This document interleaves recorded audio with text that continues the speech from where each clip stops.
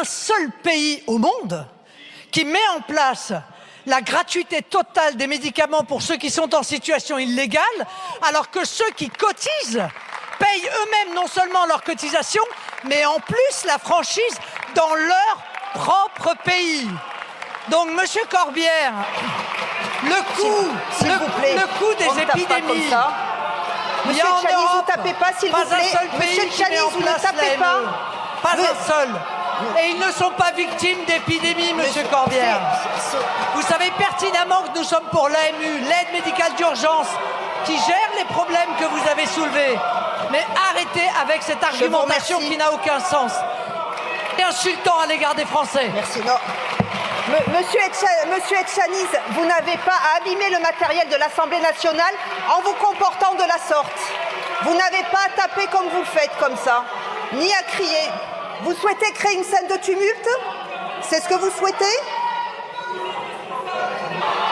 Rappel au règlement, allez-y. Allez-y, Monsieur Clouet. Merci Madame la Présidente. Pour vous demander une suspension de séance de 10 minutes, ça permettra aussi de montrer à Madame Le Pen sur la carte du monde où est le Brésil, par exemple, où les soins sont gratuits pour tout le monde. Encore une fois, il n'y a pas un pays qui met en place l'AME, à part le Brésil, qui l'a mis sur le papier, mais qui ne l'applique pas. En revanche, dans tous les pays, il y a l'équivalent de ce que nous réclamons, nous, l'aide médicale d'urgence. Parce que les visas pour soins, il y a même des Américains qui les demandent et qui les obtiennent. Pourquoi? Parce qu'ils ne peuvent pas accéder aux soins en question. Pourquoi? Parce que les soins sont trop coûteux aux États-Unis pour pouvoir y accéder. Donc vous voyez que votre générosité, madame, votre générosité, elle est payée par quelqu'un. Elle est payée par les Français.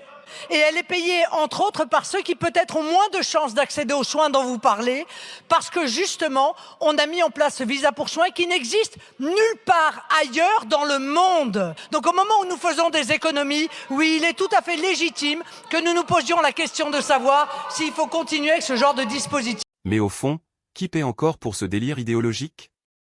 Nicolas, encore et toujours.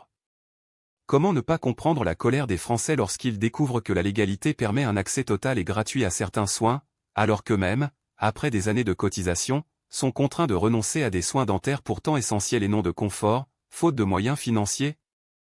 Voilà le véritable scandale, ceux qui travaillent, cotisent et font vivre notre système sont parfois les premiers à devoir faire des choix douloureux pour leur propre santé. Pendant ce temps, certains responsables politiques, bien installés dans une situation financière plus confortable, semblent incapables ou refusent de voir cette réalité. Les Français n'acceptent plus cette injustice.